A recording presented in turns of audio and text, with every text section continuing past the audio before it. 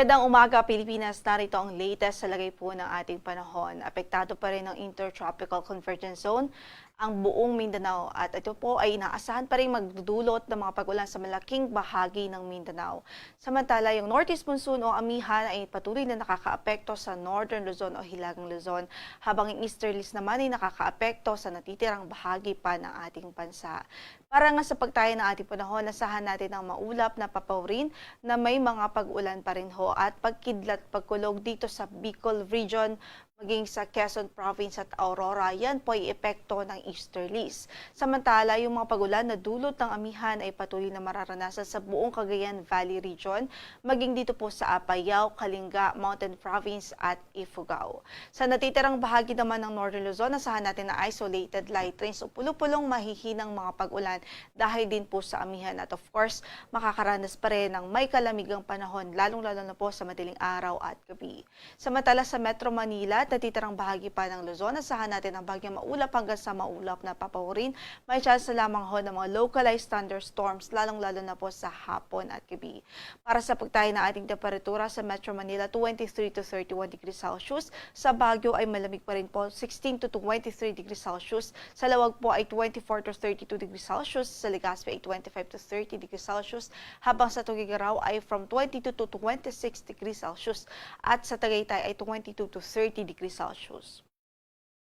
Makakaranas rin ng mga pagulan ng Eastern Visayas dahil sa easterly. So saan man ang lakad natin sa araw na ito, huwag hong kalimutan magdala ng mga pananggalang sa ulan. Sa natitirang bahagi pa ng Visayas, asahan natin ang bagyang maulap hanggang sa maulap na papawrin, may chance lamang ho ng mga localized thunderstorms.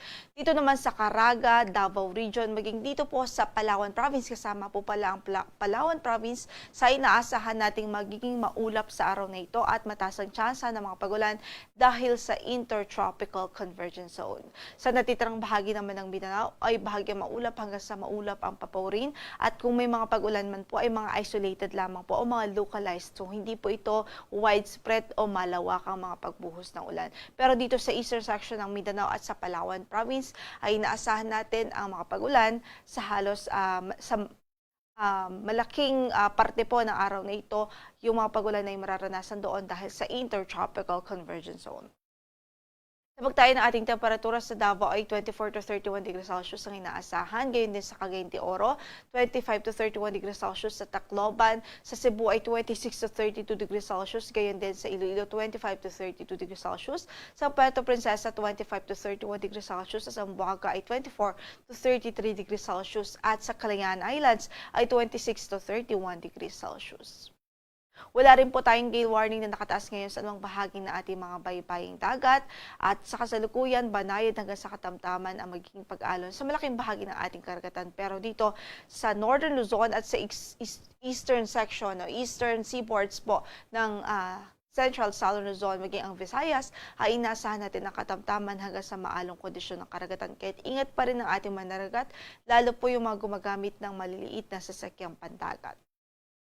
Ang sunrise natin today is 6:15 in the morning at lulubog ang araw mamaya sa ganap na alas 5:31 ng hapon. Ito po si Lori de la Cruz Galicia. Magandang umaga po.